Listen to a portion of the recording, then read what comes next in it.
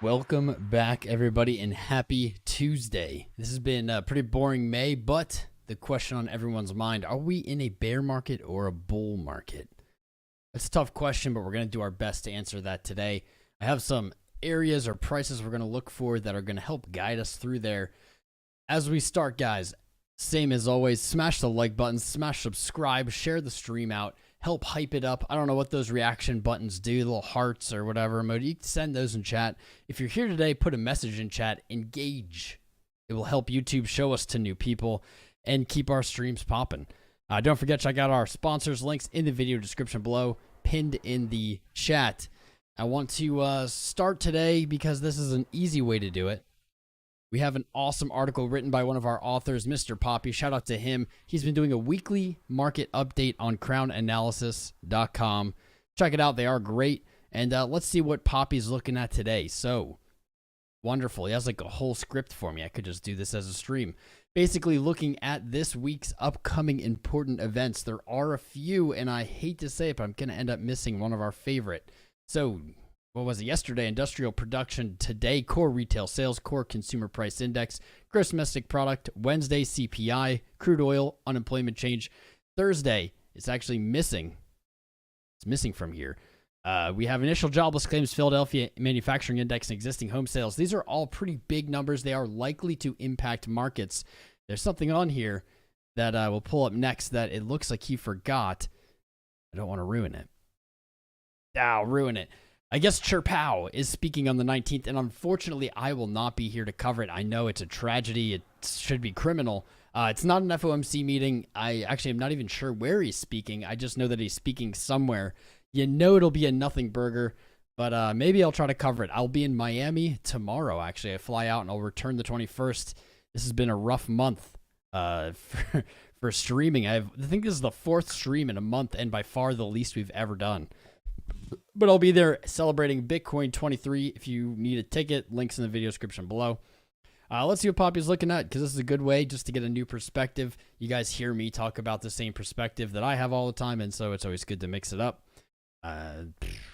Looking, without reading this, it looks like this is a descending channel. We do tend to see those break to the upside, and I believe this chart is actually Bitcoin divided by the M2 supply. We'll have to take a look at that today. This is a chart you guys know I love looking at. It's a fresh perspective. There is an issue, though. The M2 supply data doesn't really get updated often. I think maybe just once a month. So that can skew this for sure, but we'll pull up our own chart at some point in this stream. Poppy writes, Bitcoin logged a slow step down from mid-April's highs, landing at 25.8 on Friday, tapping the 382 Fibonacci. Ooh, good eye. Just above key moving averages. He missed one here, but we'll include it. The 20 and 21 week moving averages, or we call them the Bollinger Bands. The Bollinger Band is the 20 moving average on whatever time frame you're on. I didn't mean to pull up this chart, but that's okay. Let's see. He writes that close above 26.6. If the Bulls lose 26.6, that can bring us down to 25.5. I'd agree. Closing under 25.5 will invalidate the bullish flag pattern. That's pretty much on point. Another likely or possible scenario this week is a close above 27, and that would actually, in my opinion, put bulls back in control. Man, I didn't even read this. I just wanted to go over it briefly, but this is all the topics so far I wanted to talk about. The U.S. dollar. Dollar has been moving strong. Closed last week with a very pretty candle. I think it was only about 1.6%, but after weeks and weeks and weeks of a very weak dollar, this could be finally the reversal, whether it be dead cat bounce or continuation. I'm betting dead cat bounce retracement. The dollar showing strength is having impacts on markets globally, likely putting downward pressure on stocks, on crypto, on anything you can name. I think even gold isn't really doing so hot. Let me see. Market sentiment. We'll do this and then we'll move on. Fear and greed index peaked at 69 last month. We talked about that live before dropping into the upper 40s or neutral sentiment. And the move is still, Poppy's seeing this as bullish. I'll say we'd have to look a little more. We'll have to look down at this chart. I like to really read the crypto fear and greed index, not as a literal when it's greed sell, when it's buy or when it's fear buy, though it could be interpreted that way. I don't think it's best used that way. I like to use it as what I call sentiment divergence. So when we see very greedy or very fearful times, according to this index, we also want to look at price. If fear is moved to new lows, but price hasn't, that could show us some kind of sentiment divergence. I will warn you, that is a made-up term. I made it up at least, but aren't all terms made up? I've invented that concept, and I have followed it for a long time, so we'll take a look at that as well. Bitcoin momentum, he's showing some upside momentum here. Meme coin mania. There's a lot in this article. Shout out to him. I'll put a direct link actually in the chat for you guys if you want to check this out, preferably after the stream. There you go. Let's move on. Main headlines. Wall Street falls as Home Depot retail sales data away. It's not really a fall. VIX is up. That's to be expected. But we do see stock indices or ETFs, they're trading a little bit lower. Nothing too significant, but we'll probably pull up the S&P 500, just get an update on where we are with that. Fed rate monitor tool. Looks like we are back to the same rhetoric as last month. Looking to price in no increase in the rate hike coming up in June, mid-June. We will be live for that, don't worry. We would never miss a Chirpow. I would fly back from Estonia or Miami just to do those if I had to, but won't ever have to because I'll plan around them. But it looks like we're back to last month where everyone's very confident we won't have an increase in the hikes. And as we inch forward 4 weeks from now, we are likely to see this change up. It will be a huge factor in what the rest of the year looks like. If the Fed continues to raise rates or pivots, both decisions going to have huge economic impacts going into the rest of the year. We already looked at this, so I'm not even going to do that. I do want to really quickly look at funding in the crypto space. This is an important metric for us. Typically, negative funding means that traders are opening shorts a little too heavily. Positive funding, the opposite, a little too heavily on the long side, and typically the market tends to move to liquidate over-leveraged or crowded trades. Looking at funding, not a ton here. We see mostly neutral. CoinX or the only exchange higher than we are, usually with a weird reading. We see a pretty heavy positive funding there. OKX actually on coin margin, very heavily positive as well. I would read this as mostly neutral, with maybe some flavoring here from CoinX and OKX of bearishness, but that's really not anything too crazy. I kind of expected more. That's all right. Follow me on Twitter. My link is in the video description below. Let me see if I can find this button. I can't ever find my buttons anymore. I mix them up. But that's not the real thing. Everybody's talking about Ledger. Ledger's new exciting update. Ledger Recover. Guys, I haven't done all the research here, so I'm just going to be giving my first thoughts and opinions. This seems like a terrible idea. Multi-sig seems like a much better idea. If you don't know what multi-sig is, we'll do an episode on it at some point. But basically, Ledger Recover is explained by whoever the hell this guy is. Hey, he's a handsome guy. Kind of looks like me. But, man, where's the... They had like a few more notes here on this. Where did that go? Let me if I reload it. It's a self-custody at the core, yet it isn't quite. I wouldn't touch this. It doesn't mean it can't be a successful product. It doesn't mean they're guaranteed to have issues in the future. However, I personally wouldn't touch this as it is essentially against the idea of, it says self-custody, but at the same time, you're giving up your keys to another party. And yes, I think it has something to do with verification of who you are to access them, but that's pretty much the system we already have, and we've already seen issues in the past with similar things. If you do choose to use this, I personally still use Ledger. This is the important part, maybe. Ledger itself is not compromised. If you have a Ledger like I do, if you use it for cold storage, not related. This is something you opt into, and this is not like enforced on every Ledger or something like that. And it is like an ability to recover your seed key. That's just not crypto, man. If there's ever an ability to recover your seed key, it's not truly safe. That's really how I see it. Here we go. This is not automatically enabled by firmware. This is your choice. My opinion, choice is no. This honestly might be the worst idea Ledger has put out there since the Ledger on chain, the necklace that allows you to wear your freaking Ledger on your neck, making you a target everywhere you go. Thank you, Ledger. Now, I love Ledger as a company. They're clearly just looking for different ways to market. They don't want their product to get stale. And the Ledger chain is roughly equivalent in bad idea category to the Ledger Recover, in my opinion. Neither is the safe way to hold your crypto. So let's move on to some charts here. Pull up last stream's chart. We'll go over how off I was, whatever. But before we get into that, guys, I want you to, again, make sure you've smashed the like button. Make sure you've subscribed. I don't think we've had our first subscriber here. No one's taken the scribe-ginity quite yet. Well, maybe Diego G. That might have been from today. I can't really tell. But someone take the scribe-ginity so I can shout you out. Enable notifications. You have to hit the bell, hit notify all, and then you also have to make sure you have notifications enabled on your mobile device for YouTube or you won't get them. If that sounds like too much work, join the Discord. Keep up with our live streams and our fam and our content. Make sure you've been enjoying the playlist. I found out, I posted one of the shorts, one of our beautiful, beautiful shorts. I posted it on Twitter to kind of just test the waters to see, does Twitter push videos? You know, is it worth publishing there as a creator? And if you haven't, well, no. I have noticed that by the reactions on people from Twitter, YouTube is not pushing these out to you guys. Why? I do not know. The numbers reflect it. We see very low numbers on these shorts. I would recommend checking them out. They're kind of just teasers for concepts. You know, you can go through them. You can, something speaks to you. You can look into the topic more. They're not intended to be a full course on them, though maybe in the future we'll offer something like that. But people on Twitter said, wow, these are awesome. I've never seen them. And these are people from YouTube. So they're not showing you guys these. There's like 70 of them. They don't get views. On TikTok, they get millions of views. On Instagram, they get tens of thousands of views. And on YouTube, apparently no one sees them. So check them out after the live. Let's what do you think?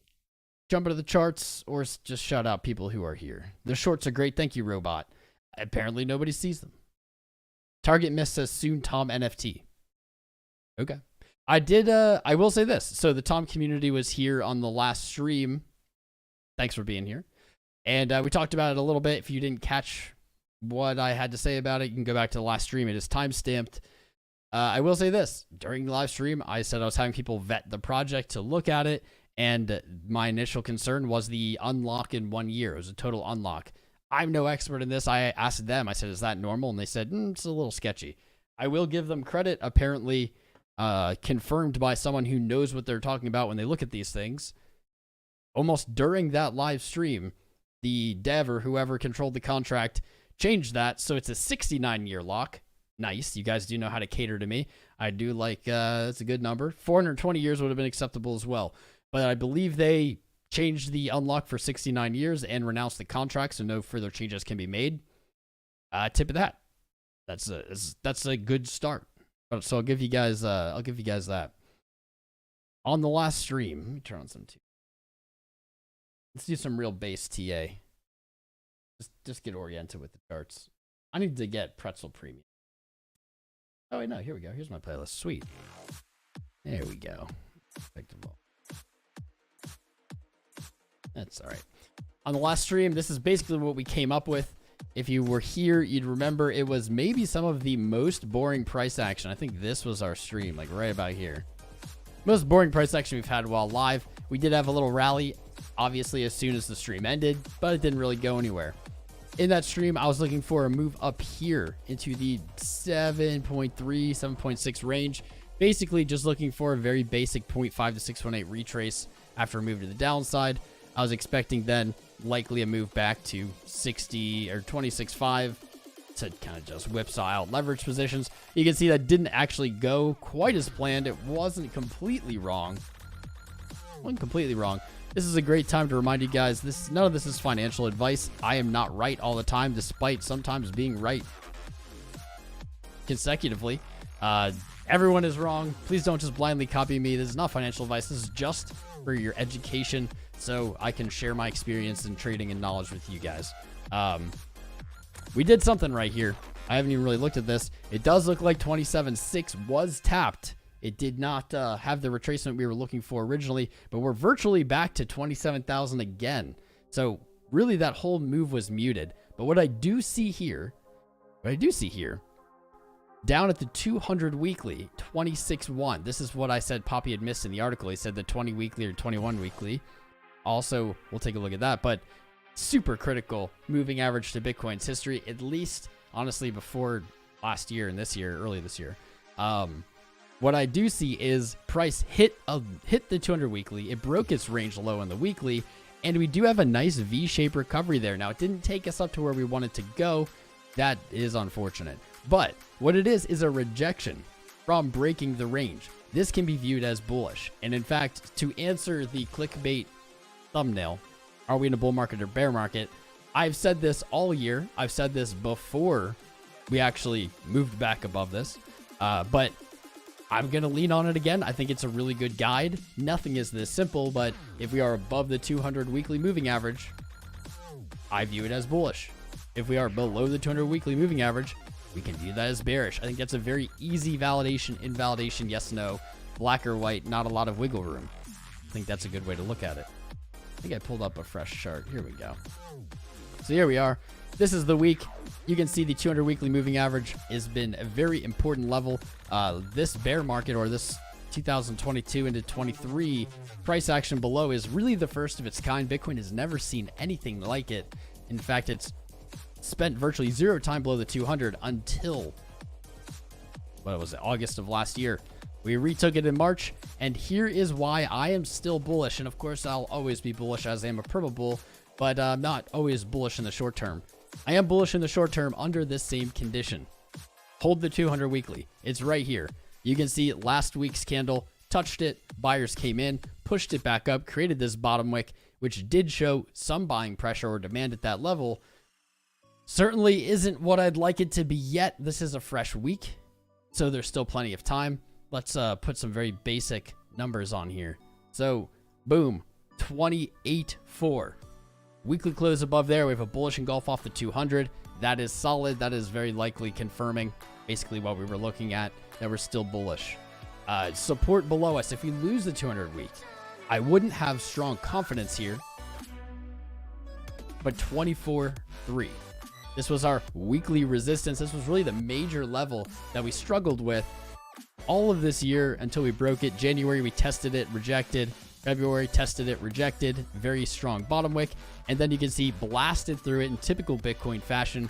When it decides to run or break major levels, it usually does it quickly without a lot of time for people to reposition.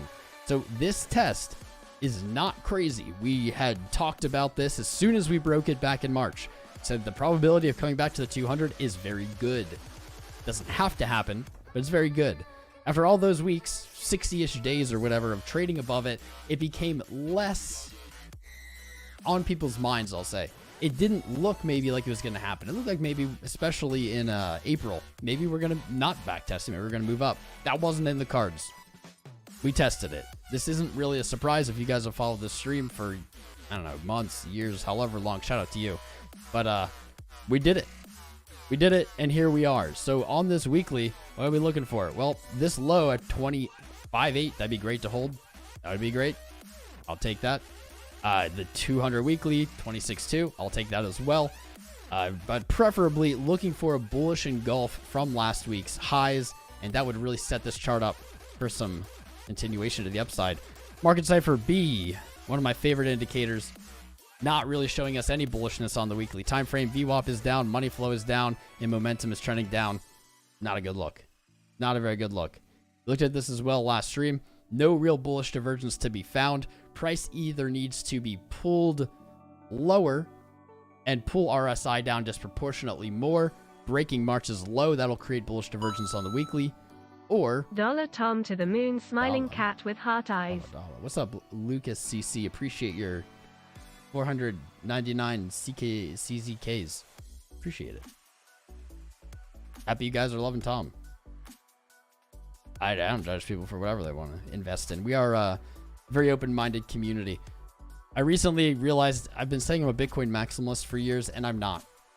I guess I'm a Bitcoiner. I don't know. I don't know. I don't have I never identified with the toxicness, with the elitism, I don't know, yelling at new people in crypto. It never really fit. So I guess I'm officially a Bitcoiner now, which means I don't care what you invest in. I love Bitcoin. That's what I want. You're welcome to feel otherwise. Let's see. Where was I? One more important level, of course, is going to be our open on the week. this is typically a very contested price intra-week. That's at 26.9. Well, we can call it 27. We're very likely to see price trade above and below there, maybe for the majority of the week until we see a break in one direction or the other. That's not going to be, in my opinion, a great place to take a trade, but likely a traded value that we'll see happen multiple times here in the short term. Let's throw in Bollinger Bands just to go back to what Poppy was saying. I swear he set a test of the 20. There we go. It doesn't look like we did. We did test the 20 moving average on March on our wick down to 19.5. That was a very clean test with a very strong bullish recovery or response. Really would prefer to see that, even though I don't want to see the 200 weekly break. I think the best or healthiest thing that can happen for a move to the upside is another break of it, but followed by a similar wick where buyers don't allow price to close down there. They don't allow trading to happen. Basically, sweeping stops, getting rid of longs, baiting in shorts, and then making a move. Let me really quickly add the 21. Unless I didn't, I forget. Most people use EMAs. I use moving averages. I think it's more popular to use exponential moving averages. No, I don't really care what's popular. I don't think either is better. I think they're both fine. Well, I don't know. I'll have to reread the article or read it more in depth. You guys can as well. What I do notice here, though, is we have a lot of confluence, a lot of convergence here on whatever the hell moving averages just came up. It looks like 10, 25, 50 EMAs right here, along with the 21, along with the 20, and along with the 200 in this area. So that's actually very good news, or at least I think it's good news. What that does suggest is that if price moves lower, it is likely to find buyers again. That could result in just a little bounce, or it could result in a real reversal. But all of those moving averages being underneath price creates a little cradle of safety or support. I'll take it. That range is basically 24.8. I think that was even in the article, to 26.1. Right around here, we have a lot of things kind of intersecting, a lot of influence. If you want to be a little bit more liberal with it, you can even pull it down right to that weekly previous resistance, 24.3. This box likely has areas where there are going to be some trades to be taken. At the moment, I don't know how really intelligent a trade right now would be, though I do have one open, which I'll share with you guys then. But that's looking pretty decent. Let's see. Something I haven't done and haven't seen anyone else do is let's look at our measured move to the downside. I hate it. I already am. This sucks, but oh well. Using our swing low at 27K up to 30K, that was late April. Our measured move target is uncomfortably at 24.2. That's right at the bottom of this box. I do not like that. For those of you not so familiar, this is the Fibonacci extension and retracement tool. Typically, you take a swing low to a swing high, and what this can do is it can give you a guide as to where you might look once your original price is broken. And something that makes me even less comfortable here is this weekly open. If we pull this over, looks like the exact same value, 26.9. 26.9. Okay, it's off by like 40 bucks. Almost the exact value of our swing low here. And when we have this, we use our low to our high. When the low is broken, we do typically look for a move to the 2 or measured move target. And more conservatively, the 1.618. So that actually, I don't like how clean that is. I don't like how that lines up so well. A lot of the time when that happens, those prices do get tested. Not ideal. Not ideal. Let's throw this up. That wick didn't get us anywhere. Interesting. Weird.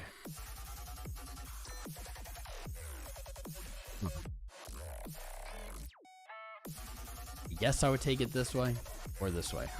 Retracement wise, we're past the 382. Poppy, I think, mentioned that in the article, but we have not seen it trading up to the 0.5 or 618, which is where we commonly look. So what we're going to be able to do up here as well is we're going to throw another box right up here. And we're going to say this might be a price zone where we could look to take a short position. In my opinion, and of course, not financial advice, make your own trades. Your risks and your rewards are your own. But personally, I might look to make a trade short here that would start probably at that 28.2 and extend up to like 28.5. That's actually looking pretty juicy. That was also the crazy wick high we had on May 10th when I was in Estonia. We had all that price action in like an hour, and then nothing happened. Not a bad place to look for retracement. Even if you're still bearish overall, you could see something like this happen, and I wouldn't even be surprised if that lines up pretty good. Let me see. Not bad. Not bad. I don't know if I love it. I guess we'll have to pull up the Bitcoin divided by money supply. This back. Okay. To see that channel he was talking about. Let's do that quickly. Let's do that. I'm going to look at Bitcoin divided by M2 because it's just a fun thing to look at. And then after that, I'm going to get to the chat. We're going to give away $100 today. If you haven't, you still have time. Go comment on the previous stream, the most recent stream. That was 3 days ago. All you have to do is use the link above, sign up for Fairdesk, and don't try to abuse it by making multiple accounts, but comment your user ID and something in the previous stream. We'll use a random comment picker here, probably towards the end of the stream, to pick a winner and give away some funds. So let's take a peek at the Bitcoin divided by money supply. Fun time or good time to remind you guys of this. In TradingView, your symbol search, or when you type in symbols, you can use that as a function. So here, it looks complicated, but really what it is just Bitcoin USD divided by M2 supply, which is Fred M2SL. Let me just like double check, make sure this is right.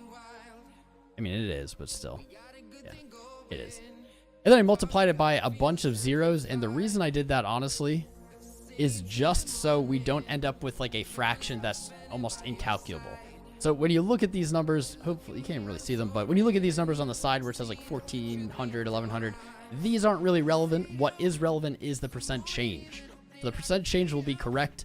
The numbers themselves are just put into a format that's easier to view. Let's look at this channel. Was Poppy onto something? Love Poppy. Shout out to Poppy. I don't even know if he's here. Probably this is what he was looking at. Probably. It is a little invalid with this wick, but it is a wick, and typically we are a little more lenient with wicks. If we pull this down here, it doesn't really make sense. I guess we'll leave it here. Typically when you have like a pattern like this, and you see a wick, but not a close inside of, say, a descending channel like this, it depends. I mean, it's up to you. As long as you stay consistent, you can say that's invalid. I typically don't if it's just a wick. If it's a candle close, I pretty much always do. What I don't love about this is similar to BTC. Bam, yesterday's high, right to the middle of that channel. Now, we haven't broken yesterday's low, so that's actually going to be a pretty important value to look at. Let's make sure we have that on our chart quick. Has broken here. Interesting. That's really weird, actually. The low hasn't been broken. What the? I didn't 420 yet. Hopefully we get 420 likes today so I can. That's interesting. There's definitely a difference. Ah, no. I wasn't zoomed in enough. We're good. There's the wick. Let's pull up just M2. I want to show you guys why I love this metric, but at the same time, it just isn't the best. To use in charts, and that is for one reason. If we look at it, first of all, you can't get candles because this isn't a traded thing. It's simply a reporting from the Federal Reserve. But if you notice here, November 1st, December 1st, January 1st, February 1st, this only updates once a month. Even though I have this on a daily time frame, you can't go any lower than that. Even though I have it on a daily time frame, it only updates once a month. And so it isn't as functional as a lot of things that we might use in a formula on TradingView. It does still work, but until it updates, it doesn't have any impact on the chart. And since it only updates once a month, it's not really updating in real time. So I love it. I think it's awesome. It's a great perspective. I think it's a relevant perspective to Bitcoin. M2 being the total liquid money supply in the United States. However, only updating once a month does limit its usefulness. I wish it was updated daily, but you know, hold your breath for the Fed to ever do that. Never gonna happen. And we can see here, this is also, I don't actually have the answer to this, but I have noticed this and wondered how this impacts the chart. If we look here, the most recent data point is in March. So we don't even have April. We only have April, more or less May. So So this is also lagging. And what kind of sucks about that is since it only updated in March, that was a while ago. That was all the way back here. So all of this data, I don't have the answer as to how this works on TradingView, but all of this data is either using Marches and not updating, or it could possibly be just counting it as one or just not impacting the chart at all. So this is a lot to happen without an update. So take it with a grain of salt. One thing we can say though is since we only have an update once a month, if we look at it on a monthly time frame, it should be more accurate after it's closed. It's just not so great in real time, but it is cool. It is, you know, I encourage any new perspective, any new look on charts. I think they're all valuable. They might not be a free money machine, but I think they give you insight that you might otherwise not catch. Recently, we've talked about, for instance, just inverting the chart. You haven't changed anything. It's just changing the way your brain perceives it. It's all valuable. It's all valuable. Let's see. What is interesting, though, and not similar to BTC, though it is hard. I don't know if we can count April and May. But what's interesting is the previous all-time high in December of 2017 was pretty much where last month's candle closed. This month's candle tested and rejected. That's interesting, mostly because it diverges from just the Bitcoin chart, right? Look at just the Bitcoin chart. We know that isn't what it looks like.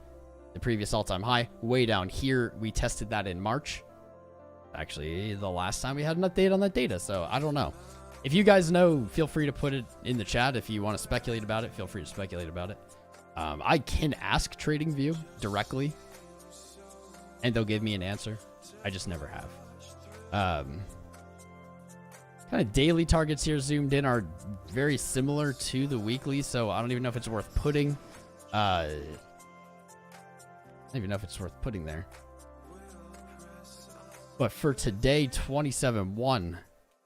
Closing above 27.1 really wouldn't even look that much better with yesterday's really high wick.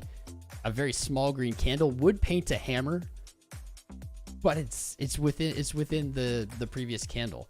I think to really say it's bullish today, we'd have to see trading above 27.6, 27.7, breaking the high from yesterday. Ooh, money flow in the daily. This is getting very sketchy.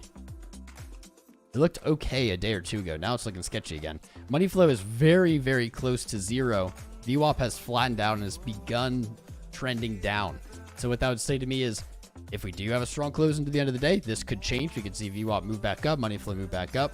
But a weak close today is a pretty crappy signal, honestly, for money flow rolling over.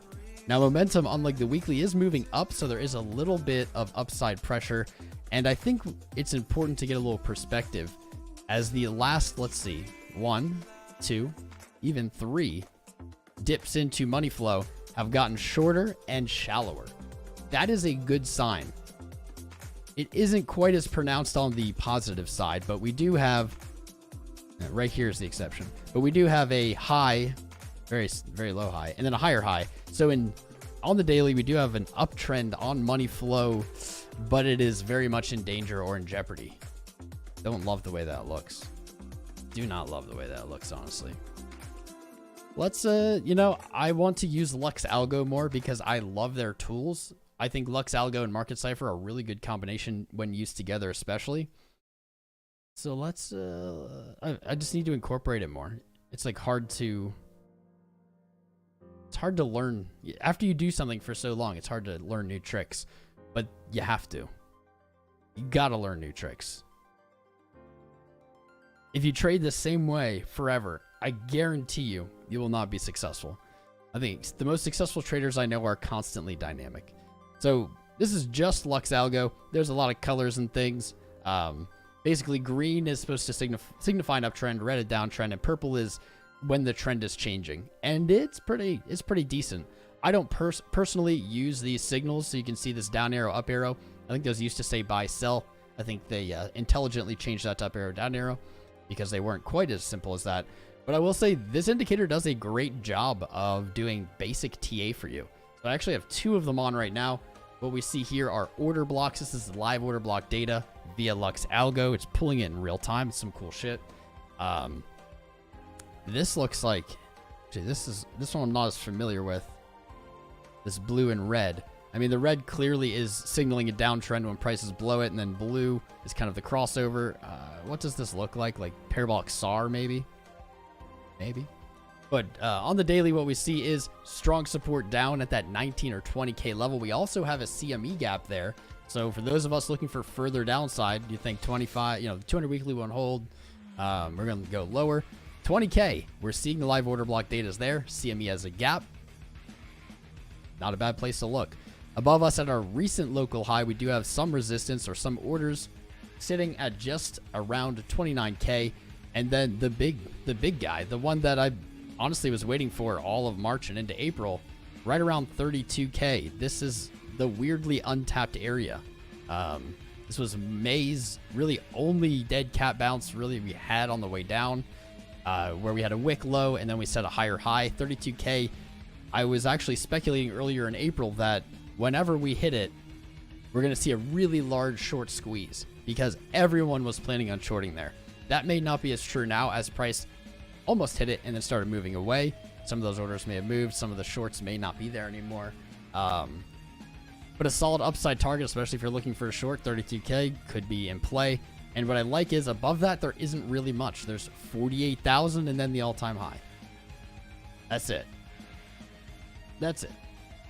Yeah, I like that it changes the color. It actually annoyed me at first, but I do like that it changes the color because similar to inverting the chart, it's just mixing it up in your brain. It's just your brain is processing it differently.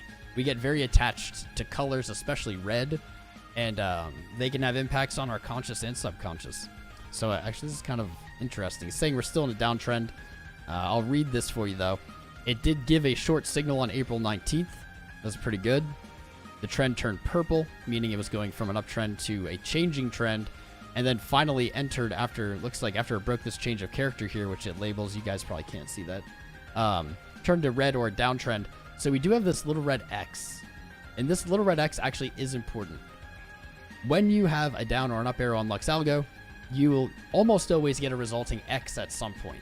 That X, I would not 100% just follow blindly, like I say about everything, but that X signifies an end of that position or of that signal. I believe there are times where there's more than one of them. I'm not exactly sure how. Here we go. Here's two of them. Right there. Not exactly sure what triggers that, but over my observation, pretty good hit rate. So it's saying, okay, we wanted to be short, even if we take it from the bottom of the candle, and then on 11's close, it said, okay, that short, or at least that trend that it's looking for is done. That's pretty good. Even if you take it from literally the bottom to literally the top, 7%, not terrible. Not terrible at all. We don't have any flipping though here on the day. We don't see the trend beginning to change again. So maybe if we move into a lower time frame, we will. Does not look like it. Onto the 12-hour, same thing, but luckily there is that X. Here's a good example where I think that was the same call as on the day. It looked to go short, and then it said, okay, I'm done with this short. It doesn't mean it can't keep going down. It just, whatever algorithm it's using says this is a good place to close it. That was a great trade there, actually. And then we got the same resulting up arrow. We got the X here. That was actually pretty decent. Into the short again. What the takeaway is I'm looking for these down arrows to have X's, or on lower time frames for it to show a change in trend, meaning moving from red to purple or even back to green. And we have seen the X on the 12 and the day. That's not bad. I'll take it. Really quick to the 4. Yeah, the 4 hour, here we go. We were looking for this, a little bit of change in the trend there. I'm going to get rid of price action concepts for now. LuxAlgo has hundreds. By the way, like I have the premium LuxAlgo. There is premium. Premium is great, but they also have hundreds on TradingView. Hundreds. You guys see me make shorts about them. Just like hundreds of free ones. They're by far, like, look at all this. I'm pretty sure all of these ones are free. Look at that. They're like the number one by number indicator maker on TradingView. They're good stuff. I recommend, even if you're not interested in the premium, check out some of the free ones, like just for new perspective. And my link is in the tomcrown.io link for LuxAlgo. If you get like 30% off, you can use my code. Definitely sign up using my link if you do. This is what I was looking for. Not only did we get our X on our down, but we saw a change in trend here, and we even have an up arrow, which doesn't always happen on a change of trend, which is a welcome sight as the daily and 12-hour weren't really giving us a lot of hope. You see. Down to the 1 hour, looking for a short again, but closed already. Go real low. I'm gonna have to look up what the blue and red is. Like, I can read them as obviously below this line it's saying down, above it's saying up trend. But I'll have to look into exactly what creates it. What's the math behind it? Oh, we got a little pump during the live here. Short-lived to 27.1. Fell back down. Interesting. Okay.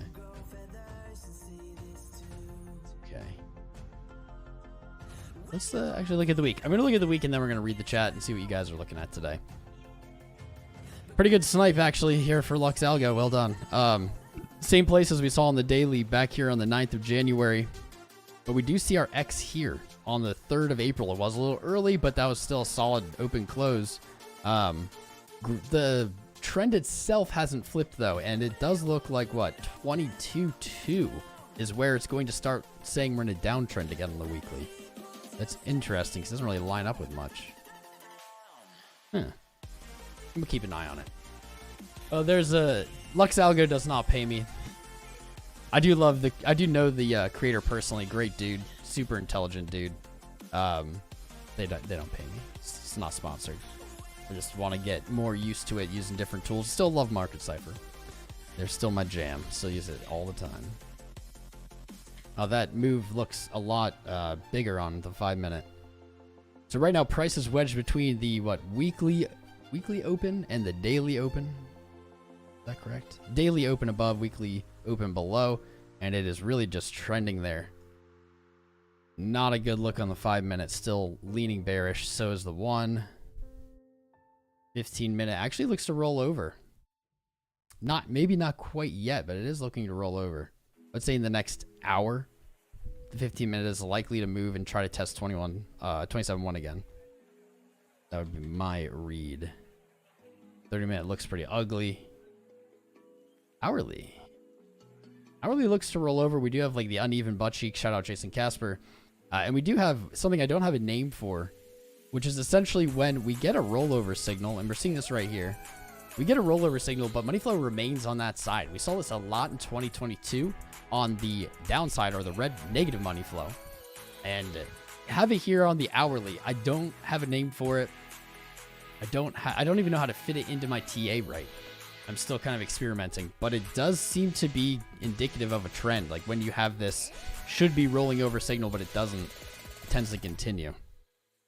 It does tend to continue. That is one hell of an ugly pattern though. What is this? It looked good here. This came right back down. There's certainly a trend line here for us though. All right. Oh, that trend line doesn't work. That trend line doesn't work. Like that. I'm gonna sneeze. All right. Well, while we watch the paint dry, I'm gonna pull up the chat. I'm gonna refresh the chat because I think that's been like effing with my computer. We've got 400 viewers with 200 likes. Not bad, honestly. Traffic on YouTube for crypto is at like 2020 lows still. So 400 here is hella good. Thanks for being here. I love each and every one of you. 200 likes though. That's my only issue. Guys, we can get 420 likes. We could literally do it right now. Then we can all go forth and blaze it. I need my 420 license. Don't make me beg. We've got 422 votes. So we always get 420 votes. Then we gotta wait to get 420 likes. Basically, crypto looks blank for May. Crowds lean in bearish with a 66% bear camp. 42% of those just bearish for now. I kind of wanted you guys to just interpret that yourselves. 35% bullish, 20 bullish for now. So bear sentiment definitely winning today. I like that. Keep voting. Keep smashing. There we go. We got 40 more likes. We'll get there. We'll get there. I believe in you guys. I believe. Let's see. Did anybody subscribe? I don't think anyone subscribed. That's what I mean. So it's not just that traffic is low, meaning like people who watch crypto aren't watching as much. That's true. But the real thing is there's virtually no new accounts looking for crypto for the first time. I think that's really what's happening because our numbers are good. There's still people tuned in. It's less than maybe last year or earlier this year, but the new subscribers per stream is wild. I'll show you guys those analytics sometimes at some point. Even through 2022 when it was very boring at times, easy 100 new subscribers every stream. Since April 7th, like the first week of April, we're struggling for like 10 per stream, but we're still here live. That's why I wasn't too mad about Estonia. I was like, yeah, I'm not missing much. But all right. Is what it is. Let's see who's here. I'm going to shout you out. And of course, Frank Fractal, you're here since the beginning. My man. Good to see you. What's up, Aaron Bergman and Spoon and Kryptonium and 10 pence. And Pickle, my man, of course. Mustafa. Eldib. Pest Killers. Badoshand. Nah, we're not Badoshand. Nah. We're not. That's where everyone jumps to when numbers are low. We've been streaming here live for 4 years. We've been here in the previous bear market. We were through the bull market. We're here in a bear market. It's easy to jump to saying you're Badoshand. I don't like saying the word. I don't want to summon the YouTube angry gods. But this is honestly just how it is in summer. YouTube overall sees a very large drop in traffic in summer because people are outside. They're doing other stuff. They're not stuck inside. Also, May has been probably the most boring price action we've seen in many months. Very low volatility. It's nice out. There's other stuff going on in the world. I really am not concerned. I really don't think that it is a targeted Badoshand. I think it's just the result of that. What's up, Goofy Peter added to the 420? Right on, my friend. Right on. Remington Peru. Ooh, this is hard. Perut.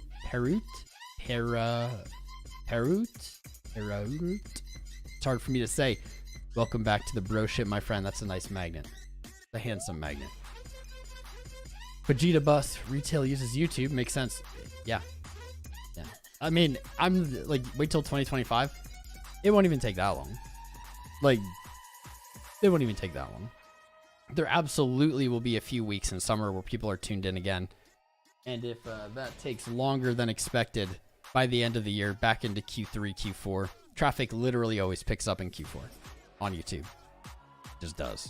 People are stuck inside. And either way, we got 400 of like the best here. 400's a hell of a lot of people. Sure, we were getting over 1,000 pretty much every day last year into the beginning of this year. But 400, dude, we used to stream sub 100 on this channel. We're quality over quantity. We always have been. What's up, Skip Factor? What's up, Ron San Miguel, my dude? Steph Meets. Everyone subscribed already. That's also another valid point. It's another valid point. Is the pool of people who watch content on YouTube about crypto is finite. And when it's not expanding, there's just not new people to subscribe. Like most people who watch crypto content on YouTube have probably seen our content and probably said, this is way too crazy for me. I don't like this. But you're right. There is a valid point to be made there. What's up, B Team Crypto?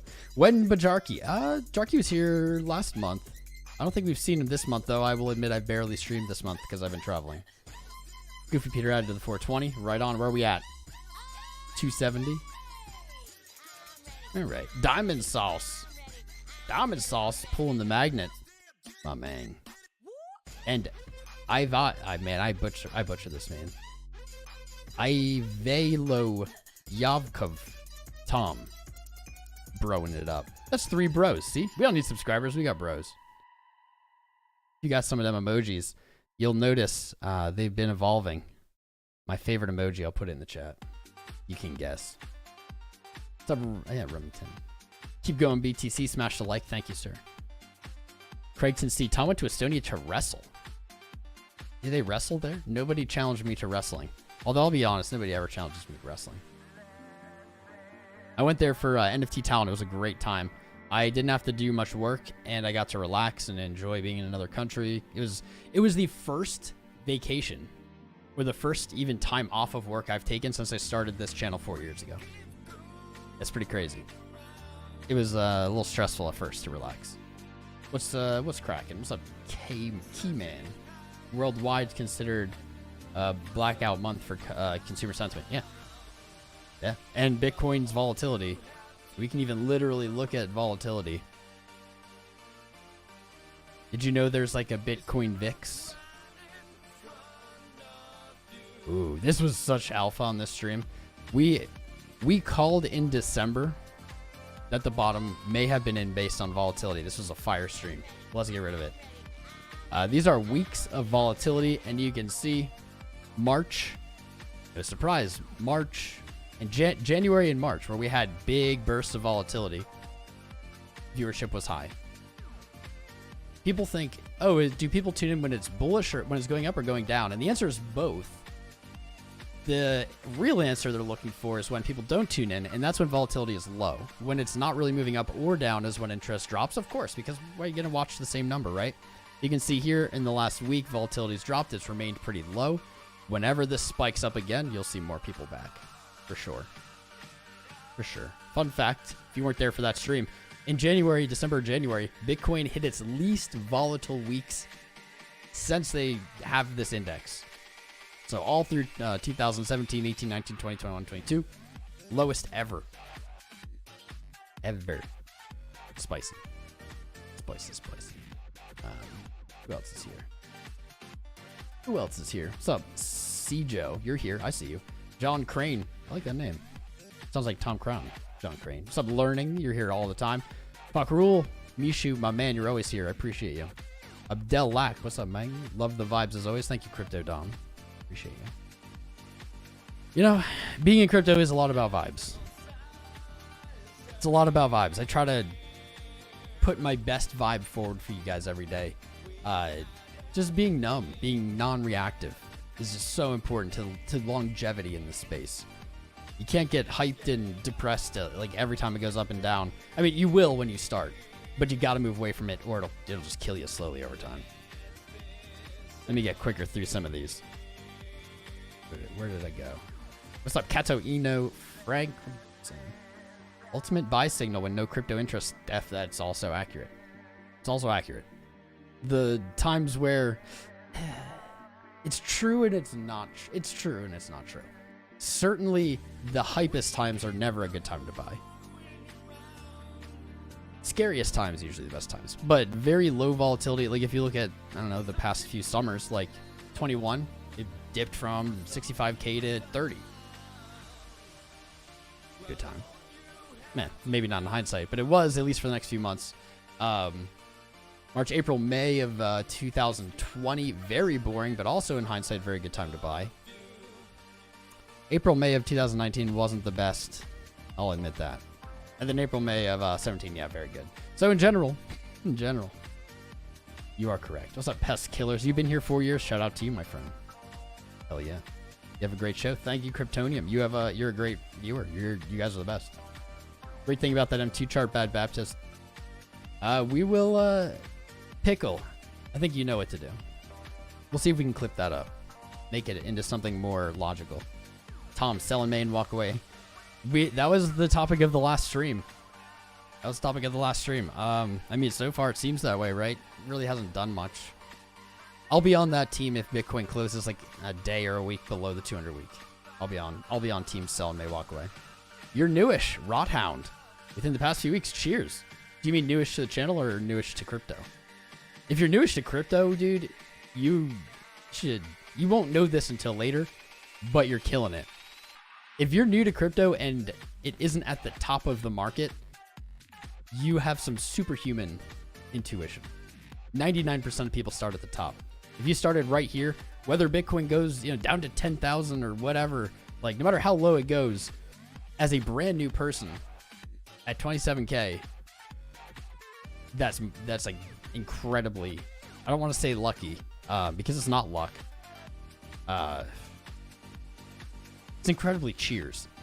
Jealous. Ian Mackey, we're entering the apathy of the bear market where people get bored and sell. The complacency. I mean, it's certainly part of the bear market that we didn't experience last year, and I had as many of times talked about it. I was like, this is weird. Maybe it's because crypto has grown. but it doesn't seem like we've reached the boring part, even though I will say 2022 was really boring. It wasn't even like spicy downside action. It was like mostly nothing, and people didn't get bored. Yes, until it got nice out. We're also all rebounding from not having 2020 and 2021. So hopefully people are enjoying summer. Itadaki Masuso, my man. Spicy Bams, what's up? Hola. I La Lepra. Diamond Sauce, of course. M2 chart suggests we already hit 10K Bad Baptist. I do agree. I mean, I haven't talked about that in months, but we did point that out here a long time ago. And it's spicy. It's spicy. You know, the M2 is something you really have to take with a grain of salt, but like it does say not 10K. You're on the right track. It's suggesting like the 13.8, because 10K would be like roughly here. But the point of what you're saying is completely correct, which is the major support below us that we didn't test on the way down, at least yet, knock on wood, 13.8, and then below that 10.7. You're right. Those are like the macro supports that exist for Bitcoin that aren't tested yet. M2 supply deviated from Bitcoin as it did come back to like that 13.8, and I can show you on here if that makes it easy. Crap. Down here. Oh wait, am I wrong? I am wrong, Bad Baptist. I was confused. You're right. You're right. I'm thinking this, the wick here, 13.8. And then you're right, 10. I guess it's a little distorted on the M2, but you're correct. Okay. If you saw it, I did place it here. But you're correct. Damn. All right. That's better than 13.8. It's interesting because, like I said, all perspectives have value. Not all of them, I don't know, have whatever value you want, but they all have value.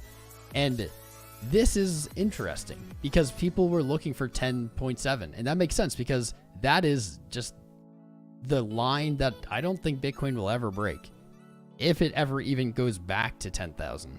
I was never sold on the way down. I was always looking for 13.8. This is the line in the sand where if Bitcoin goes below, it gets very weird and very ugly. It's like the macro, like resistance for almost a year on the monthly. You capitulated, you back tested it, and then you ran. You never back tested 13.8, but you back tested 10. And so for Bitcoin divided by M2 supply, obviously depends how much weight or value you put on the M2 supply in relation to Bitcoin. I personally would put a lot. I think that the M2 supply is maybe fundamentally tied to Bitcoin. But if you put a lot of weight on it, it technically, at least on that chart, has tested 10,000, has hit that value everyone was waiting for, but it just did it in like an invisible manner. And for me, that's my favorite way to do it. No one can see it. People aren't paying attention to it, but it already happened. And then in hindsight, people will look back. Like, let's say this year we go to a new all-time high. They'll look back and say, oh, dude, yeah, the M2 supply, like, it went back to the major support. Like, oh, man, I knew that. And, like, of course they didn't. But we've looked at that on this channel, Bad Baptist. Whether you got that here or your own TA, hopefully your own, because I just want you guys to be badass analysts. I want you to be better than me. It is spicy.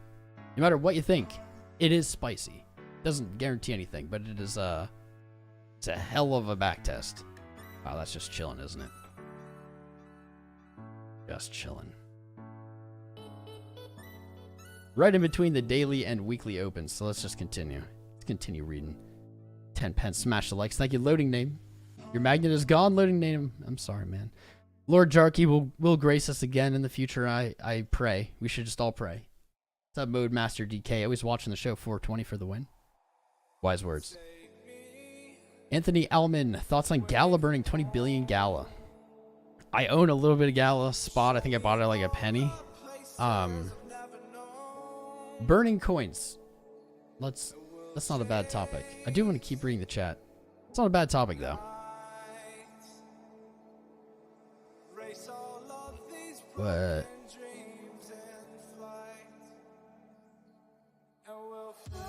I've never seen. Usually it'll tell you what these wallets are. Oh, it looks like the max supply is 50 billion. I don't know if this has happened already. I'm not gonna lie, looking at the chart, it does not appear as if they burned almost half the supply. Burning tokens is a good topic though. It depends.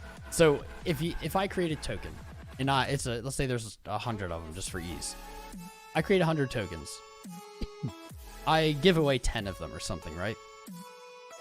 And those 10, I don't know, for some reason people love trading them and they trade them around and it has value on on a market and has liquidity. If I burn 50 of them, but I burn them out of like my own stash that I've never moved or used or anything, does it really do anything? Does it really do anything? Maybe. I'll say, as long as the burn is valid and you can't undo it or whatever, there's no loopholes or exploits, it certainly isn't bearish. It typically would be bullish. It does, though, it very much depends on where that supply is from. Especially if it's like origin coins, from like I, in my example, invented this coin and made 100 of them. Like, if those aren't really circulating coins, it's not as relevant. If they're circulating coins, it's very relevant. I don't know anything about that burn. Maybe I'll Google it then. But those are my off the top of my head thoughts. What's up, Crypto Steve-O, my man? Good to see you. Yo, yo, yo. Haroon Nike. Now you get a notification. Now you get notifications earlier when live. No notification. When did you actually? I'm gonna put a poll up.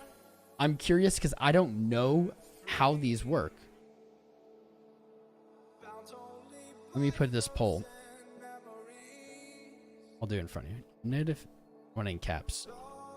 Notification poll. So on this poll, yes, I got a notification. No. But there we go. I don't have them enabled. So I want to say, yes, I got a notification like normal. And then I guess maybe, did you get a notification like when I made the stream, like when I scheduled it? Or did you get it at like exactly 1:30? I'll do it this way. Or not 1:30, 12:30.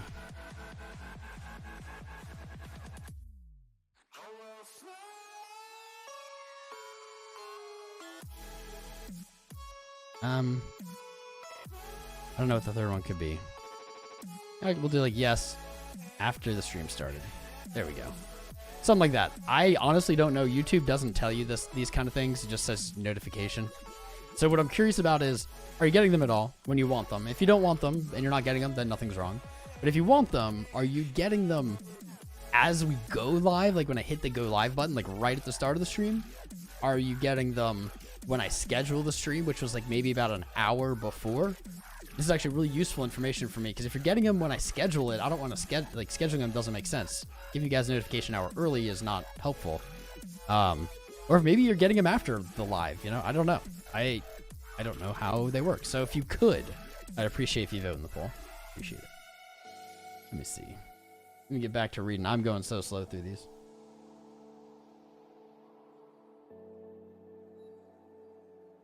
It's so slow. I got to catch up. How far back am I? There we go. Hey, what's up, String Tech? I don't want to miss anyone. 100 air, my man. Waiting for Twitter tube.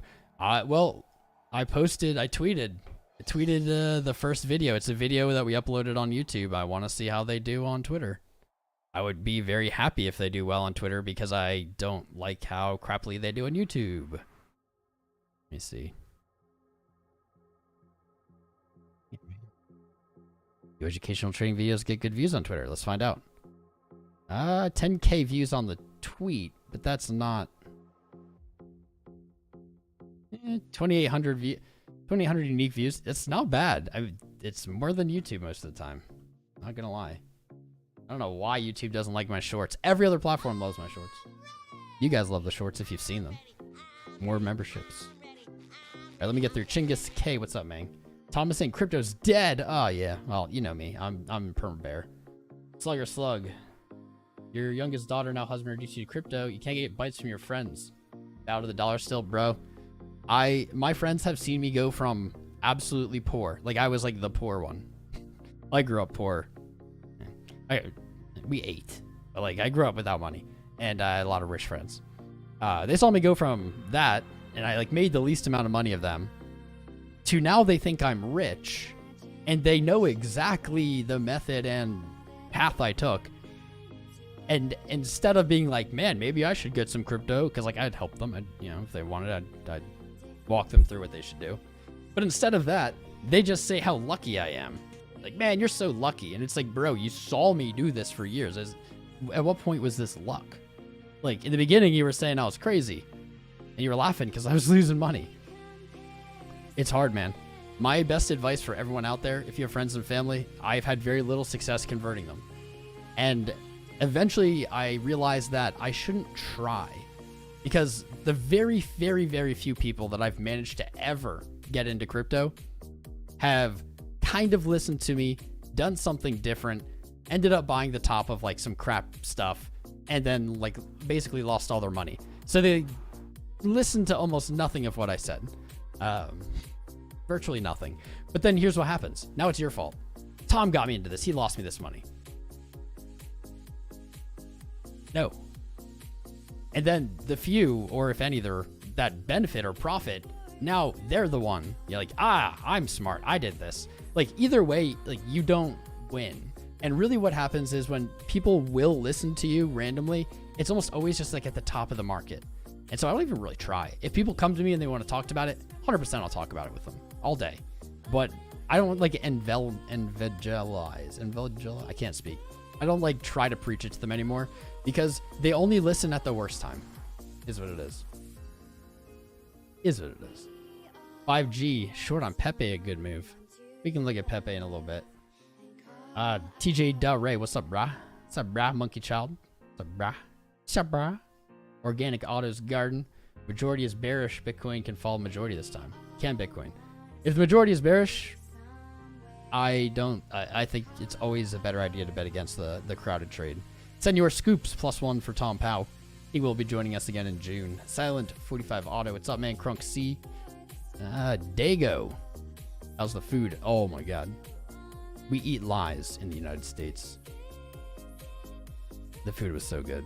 They're like, this isn't even like fancy food. And I was like, this is the best food I've ever tasted.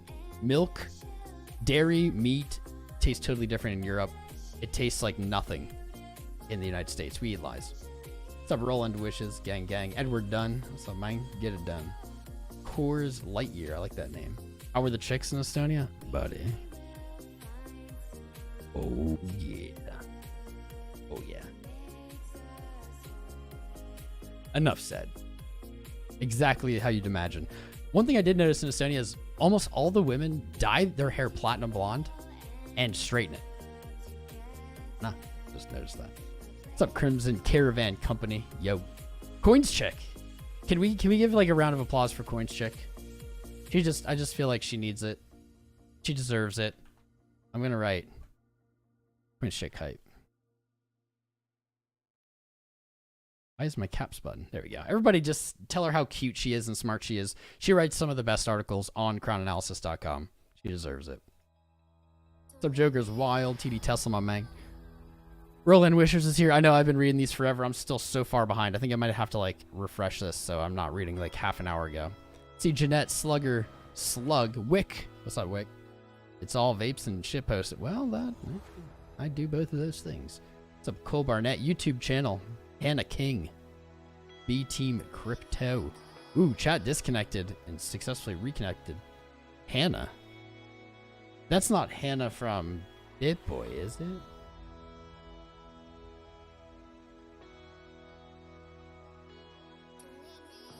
Like the wrong one. I'm under pressure. I actually don't know her name. I don't think it's... Either way, if it is, I love you, Hannah.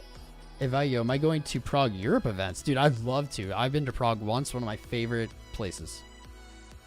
Alamy Elman, Gal's gonna be crazy. Hope so. I have some gal. James Zen, what's up, brah? Melissa Santiago. Rodhound, dude, no. Dudette. Oh, Dudette. Sorry, Rodhound. I just say, you know, dude is gender neutral. You bought in March. That's not bad. That's if it's this March, you're still killing it, man. Whoa, man. What's up, Darren Adams? M Ninja Forf. Let's see. Alex Bowler. What's up, brah? What's up, brah? What's up, brah?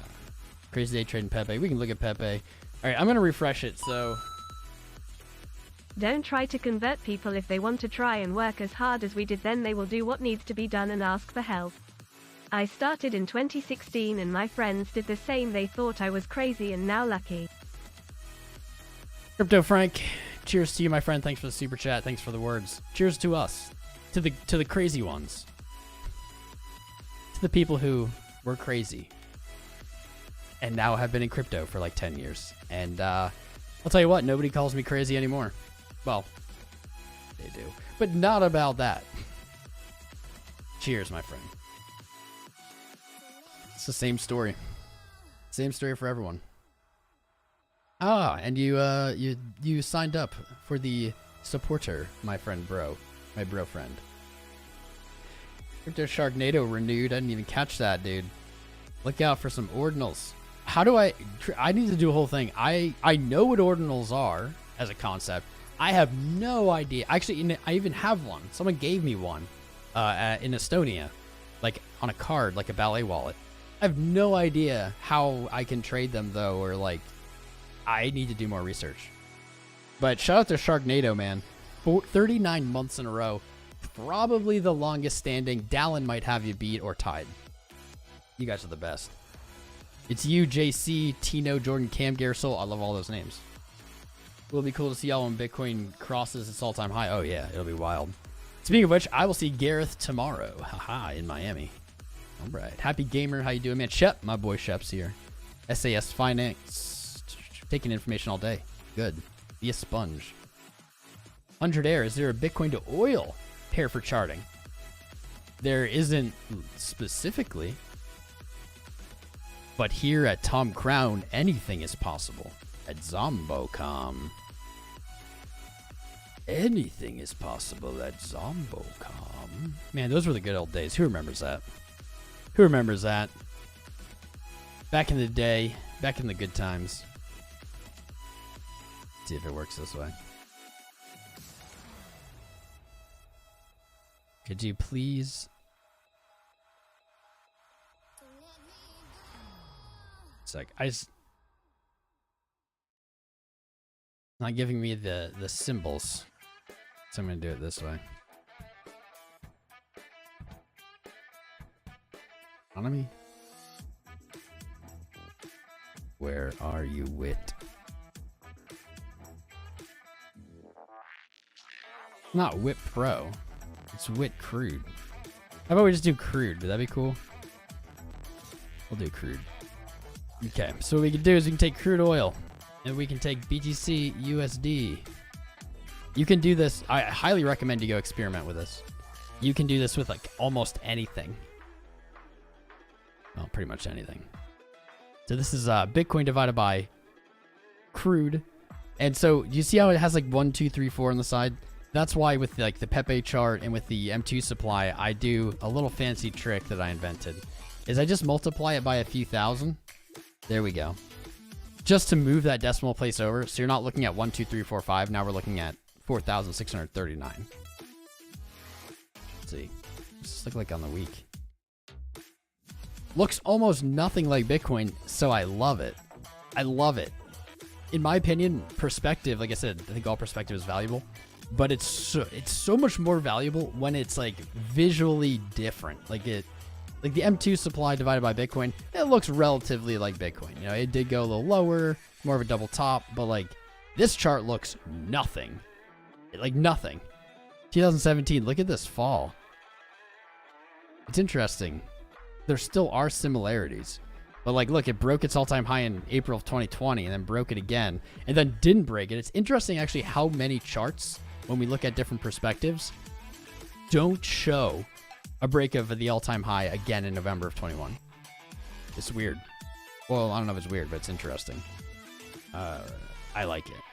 Let's see. Okay. I mean, I think this looks hella more bullish than pretty much everything else. Almost a perfect bottom at the measured move. I like this. You have like a double bottom here on the week. That was the bottom. Wow. You know, this chart's actually hella spicy, and I might follow it, actually. That was a really good eye. That's a really good eye.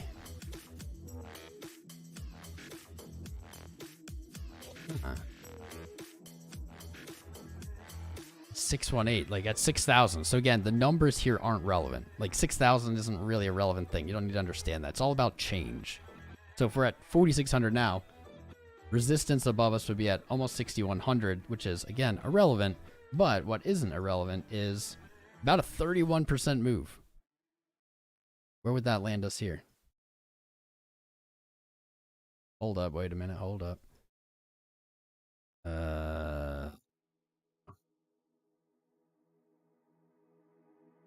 One. 35K? Doesn't line up as well. But this looks hella more bullish than Bitcoin. Like, holy shit. Look at this. Look at this. You have your March low wick, double topped, sent to a low, higher low, lower highs, double bottom, broke your high, so you have a higher high finally, higher low, and once you broke that higher low, you took off. That previous support right here from March acted as resistance just like on Bitcoin, but not actually from that point. Acted as resistance before breaking through. And so, I mean, this wouldn't be crazy to see a move down to here. This would be like the equivalent of 25.4 or whatever we were looking at earlier, down to here. But I like this, man. Like, you hold these lows and you have a nice little coopy handily. That's a spicy chart. That was just nerdy enough for me. I liked it. Well, our low time frame going back up to test 27.1, as we were talking about earlier, is very slowly happening in a very exciting format. I am gonna just refresh it because I can't like stay like an hour behind. So what's up? What's Coochie Kopi? I don't know. I like it though. BTC Pumpy, says Captain Gary. I hope so. Not really yet, but I hope so. And it's just in between the daily and weekly opens, just trending sideways. A good grid bot can make money on that. This time will be different, Tom. I hope so. Do the pump dance. Maybe at 1 million. Maybe at 1 million. Appreciate you. Samuel. George. You wish you could hit the like button 1,000 times. You know what? Fun fact, you can. Now that they enabled that on what? They enabled it on iOS. Probably on web browser too. You can they have like the little, it's like TikTok. There's like a little heart at the bottom of like bottom right of the chat. And if you hit it, it should like bring up a menu of like heart, 100% emoji. I don't know. There's like 4 of them. You can just keep hitting those. They got to do something. YouTube wouldn't put them in there for no reason. They're calculated. As much as some of the stuff they do is dumb, they're calculated. You expect a spicy dance at 1 million?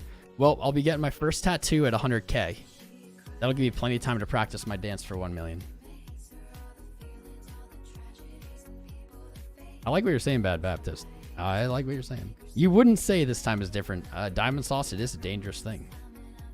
It is dangerous. It's famous last words. But you never know. Never know the future. Could be different. I mean, the macro environment's definitely different. What's up, crypto gamer? Look at the charts. You need to swap your oil for Bitcoin soon. Well, I mean, oil is like essentially an infinite resource. Bitcoin is finite.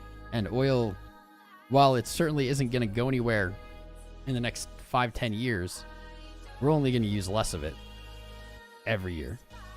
Probably from now until we don't use it anymore. It's like, oil I think is still a better investment than dollars, but oil is similar to fiat in that sense, in my opinion. It's like, it's here, it's used, but it's like leaving. It's trending down out of relevance over time slowly. Just not as satisfying as some people might want it to be. What's up, Alex Wells? Organic Autos Garden. I would like an organic auto garden. It's more hate coming from the people saying you're lucky. They're just hating that they make. Oh, of course. Of course. And they hated you for, you know, for doing it in the beginning. And yeah, of course, man. It's totally human. Like, they feel stupid. They saw, you know, their friend do something or the family member do something that they're very excited about. They gave them shit for it. And then it turned out that they made the smart move.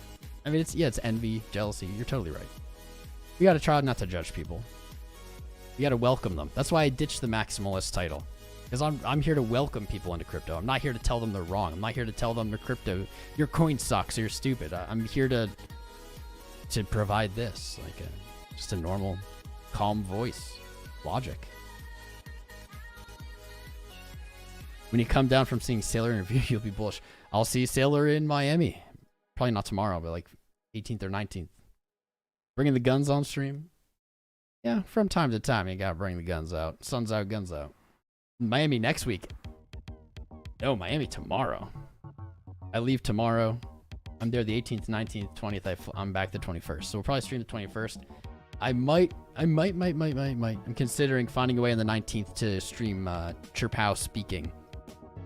If something crazy happens, I know there are studios I can use there to stream from, so it'll be alright. XAU USD down. Isn't XAU gold? Gold's like still really close to an all-time high though.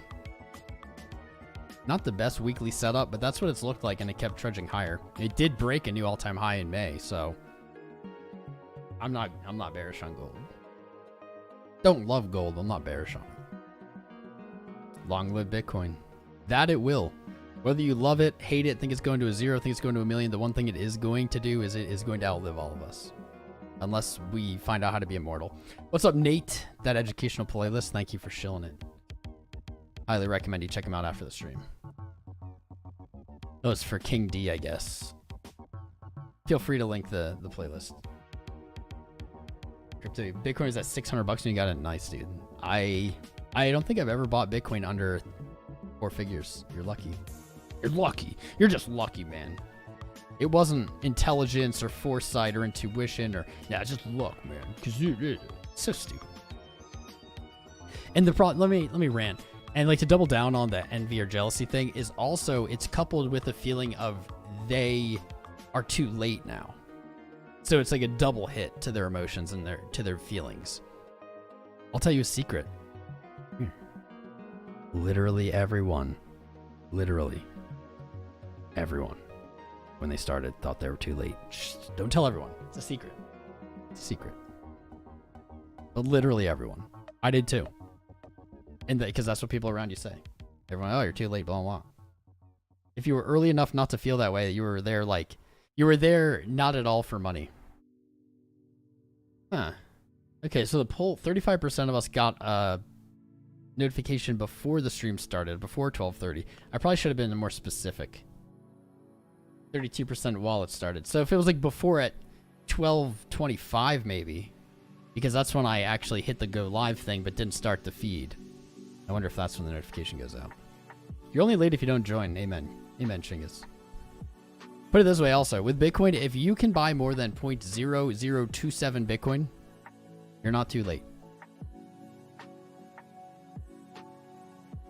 That's it. It's like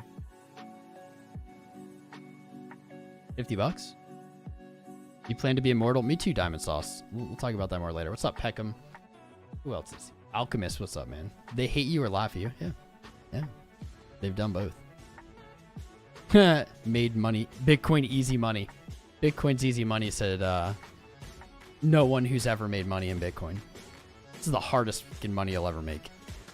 Bitcoin will test every ounce of endurance you have.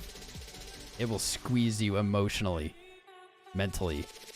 Not quite physically, but maybe physically. What do you think of this Mega FUD? I did talk about Ledger earlier. Oh, it's Mega FUD. But FUD is good. On this channel, we say FUD is good. FUD is how you shake weak hands.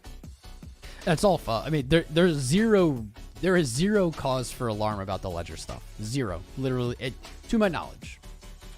To my understanding of the situation. It's only been out for like a day. I'll look into it more. To my knowledge, there is zero cause for concern. What you're probably going to hear in clickbait titles, tweets, whatever, is like that they're going to imply that this is something that all ledgers already have and like You know, like it's already enabled and you know, like it already exists and now your ledger is compromised. That's bullshit. Just don't opt into it. I'm not gonna opt into it. It's at the beginning of the show. There you go. Problem solved. Ledger's not compromised. It's total FUD. It's a good recap. Does it matter? Gina called you. We're gonna have to fight now. That's my gal. That's my gal. Ledger is safe. So all hardware, all cold wallets are as safe as you make them. Okay. If you were to create a wallet on a ledger and then destroy the keys for some reason, and destroy, I mean, you don't have to destroy the ledger, but wipe the ledger, whatever. There's a 0% chance anyone will ever be able to use those keys. Mathematically. The unsafety or the risk in Ledger is with you. You having custody over your keys. If you don't have them stored safely, then there is no safety in the Ledger. The Ledger itself is just like a tool. It's not, nothing is on the Ledger. It's just like a little window to like easily send transactions, basically. You don't need the Ledger. Like I could burn my Ledger right now. I wouldn't lose anything. But it's as safe as you keep your keys. If you have your keys under your bed, I don't know how safe that is. If you're worried about seed safety, you should do multi-sig. You should look into multi-sig. Very easy to be very safe with multi-sig. You give one code to like your lawyer. You put one in like a bank vault. You hide one in your house. You give one to someone, something else. And then now you need all of those parties acting together to access. That's the safest. That is the most secure crypto, in my opinion, is using multi-sig. Your wallet is made of paper. There's nothing wrong with that. Nothing wrong with that. Told me about the stream that when she left your house. Giggity. Giggity, giggity. Yeah, you don't have to use a hardware wallet. You don't. Like, well, okay. You need to generate your seed. You need to randomly generate your seed. So you have to have something that is capable of like truly random generation or close to it. That you need. After that, you don't need anything. As long as you have those words, as long as you have your seed, you don't need anything else. Period. You could throw your ledger away. It's not a problem. I would suggest you wipe it first, but your son has a shitload of BTC on online poker. That is a deep origin of Bitcoin. Poker online. 1 million subscribers with no video. You have 4 BTC. I don't recommend it, guys. I don't recommend anyone share the amount of Bitcoin they have with anyone they don't legally have to. There's no advantage. Most people are lying, and essentially you can just paint a target on your back in the future. It's not worth it. Don't do it. I want to do more TA, but there's like not a lot to look at. Paper keys and a fireproof safe. There you go. I do like I've seen this recently. I think like ballet, metal etching. Like there's like metal and it comes like an etcher and you can etch it into the metal. I like that though because it seems a little bit more durable than paper. But paper is good, man. Paper's it's all about how secure you can keep that paper.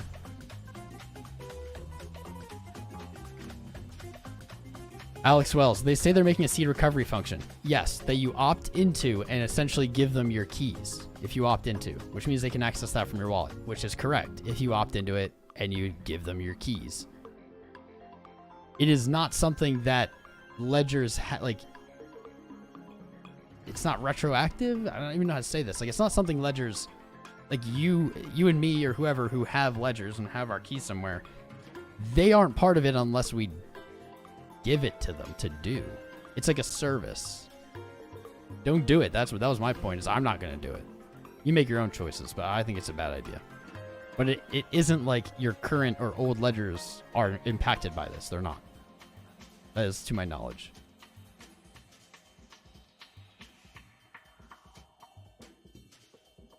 They can access this. Ian Mackey, no. So you opt into it, and when you do, you give them your key. Ledger doesn't have, they have nothing on you. They don't have your key on a cloud. Unless you give it to them and let them. The most information Ledger probably has is if you bought it from them, like your mailing address and your name.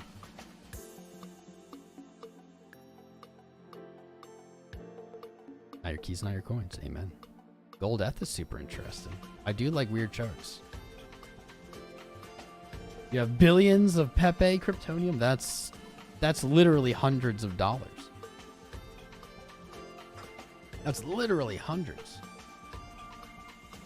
So weird says practically hidden. If a leak out. Wait, what? That's the point.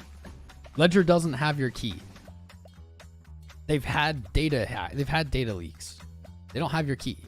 The data leaks in the past from Ledger were like email addresses, which is its own. That's its own security thing. It's its own security fault because then phishing attempts and stuff. But they don't have your key. When you generate a key on Ledger, it doesn't. You don't need the internet. Here you go. This maybe will clarify. You don't need the internet to generate a key on a ledger. Make sense? They don't have your key. Unless you opt into this thing and you give it to them. Don't do it. Get a Trezor. That's fine. Don't matter. I use my ledger literally just to generate keys. Like, I don't really use it outside of that. Nah, you're not a moron. No one's a moron. No one's a moron. This stuff's like complicated and it's good to ask questions because I would say I'm an expert in some degree, or at least in perspective of, I don't know, normal people. And I don't know all the details yet. This is brand new also. But I know how these things function or have functioned in the past. The recovery thing is nothing to worry about. Don't fall for like clickbait bullshit about it. Also though, I would say don't use it. I'm not going to use it. I don't think it's a good idea.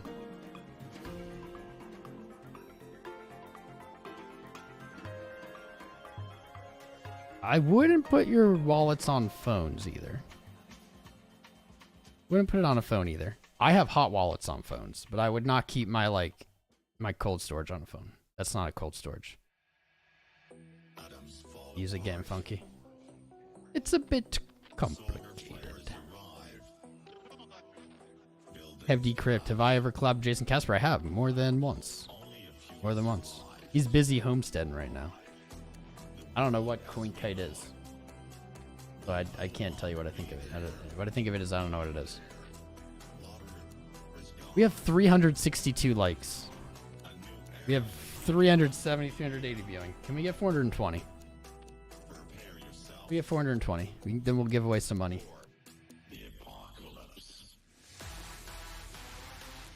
Who am I lying? We're going to give it away anyway. But if we get 420 likes right now, how about this? We can get, there's got to be 100 people out there that haven't liked. Or enough to get to 420.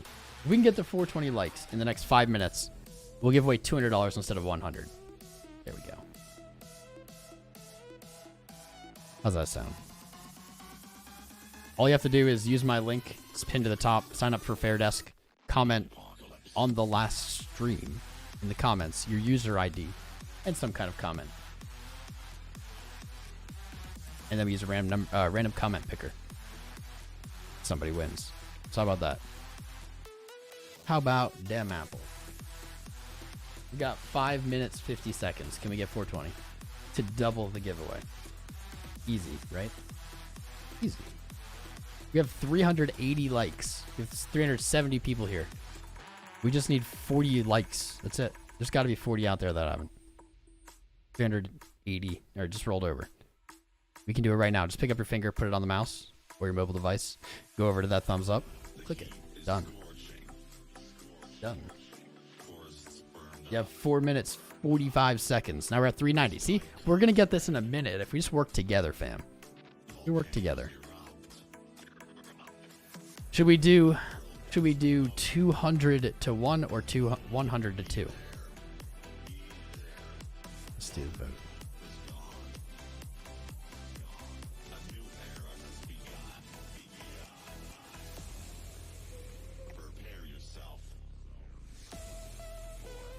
Doing it for 2. Hey, Chinggis, you crafty. You crafty son of B. Almost fell for that. It's not hard. Right. Just like the stream. Don't ride on the coattails of others. No, I'm just playing. All right, we have 403. We're really close. You guys, it was a good job. We just pumped out like 25 more. In good time too. I mean, you still have like 4 minutes. 15 more. Come on, come on. Also, I mean, while you're at it, you should subscribe. I look like Johnny Cage today. I look like Johnny Cage today. The sunglasses and the hair and the tank top. Look, I mean, flexing for 420. Flexing for 420. Derek M, I guess, subscribed. I didn't hear that. Let's play that again. I don't even think he's here anymore. It's 40 minutes ago. Derek M, maybe the only subscriber today. Shout out to you, my friend. 1 by 1. We're racing Bitcoin to 100,000 and we're going to win. We're going to win. 408. Oh my goodness, this is grinding. I know we don't. Usually we have 1,000 plus people in here and it's like we can get it instantly. It's a little harder today. A little harder today. I'm glad I didn't take that FOMO short on Pepe that someone suggested on the last stream. Next time we go live, I am going to do some live trading and we're just going to YOLO 100Xs based on what you guys vote on. Not today. Next stream, though, when I'm back from Mommy. Pepe, you are such a meme.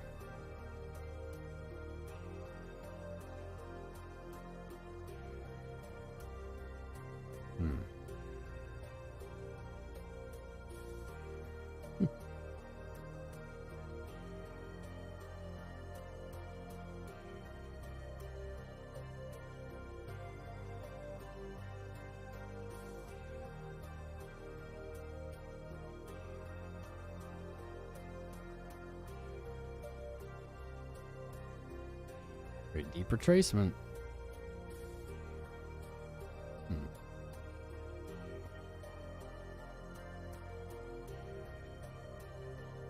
Uh-oh, my headphones are dying. 414. Come on, we can do it. I'm looking at Pepe. Really need 6 more likes. Looking at Pep. I'm definitely not taking this trade. This is definitely not financial advice. None of it is.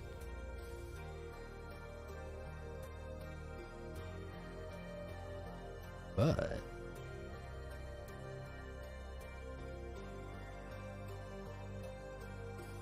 we can sneak out almost a 3-to-1 there. I'm definitely not taking this trade. I might be tempted into this one.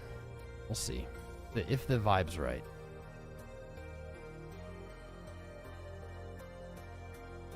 Much tighter stop, targeting just the 12-hour fair value gap down here at 0.0000126. Then you don't even need nearly as much upside, do you?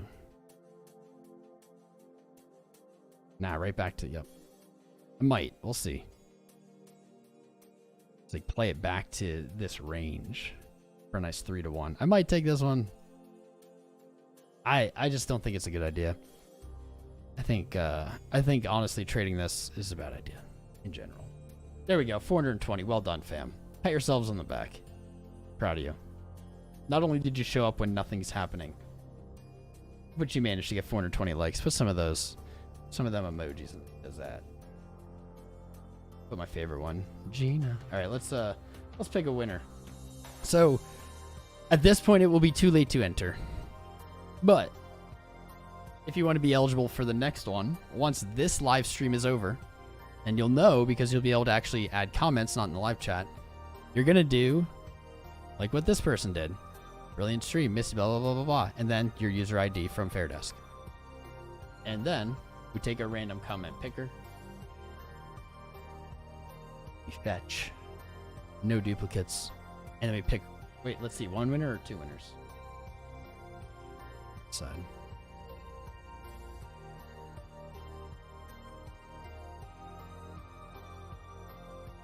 Two winners wins. Not a lot of votes. 2 winners wins. 2 winners winner. 2 winner wins. Party on, Wayne. Party on, Gareth. All right, 2 winners. First winner, Check and Wreck. My man. You were here. I don't know if you're still here. But there's no user ID, so you can't win. But you are my man, and you win right here. Pick another one. Abednego Chris Chandra H also doesn't have user ID there, but shout out to you. Psychedelic Astronaut, my boy. My boy. My boy. I know that guy. I know this guy. That Chad. Here we go. So we have our first winner. Mr. Psychedelic Astronaut. We have one more to go. Keep the hype going. Here we are. Mini 007. Is that the one that I just pointed out? Well, this is a random comment picker. I couldn't possibly, oh, that's crazy. Well, congrats to Psychedelic Astronaut and Mini. After this live stream is over, after you've joined the Discord, signed up with Fairdesk using my link with the video, or with the link pinned to the top of the chat and in the video description. You might as well just check out all the links down there. They're all good. My trusted tools and platforms. Then when this one's over, put a message and your user ID, and you will be entered to win. That's it. Easy peasy. Bitcoin has not moved at all. We gave away $200. We had some awesome, people. We had a lot of bros sign up. Shout out Crypto Frank, Chinggis, Diamond Sauce, Ivaylo Yovkov, Remington Peralt. Sorry if I butchered that. Lucas CC. That's really it. But also, to every single one of you that contributed to 420 likes, you are the shit. Check out LuxAlgo, Fairdesk, Femex, Market Cipher, our sponsors. Also, CrownAnalysis.com. Cannot shill it enough. It is my own site. Check it out. We have so many talented authors, including Coins Chick, who's here in the chat. If you're interested in writing, join the Discord, shoot me a message. We're looking for writers. But check out these articles, bookmark it. You know the jam, guys. While you have some time, do yourself a favor. Watch the shorts, the trading shorts. I'll be giving away sats in the Discord as soon as this is over. We'll be live again very soon. I love you all. Watch Bitcoin. Probably will move the second I turn this off. Crown out.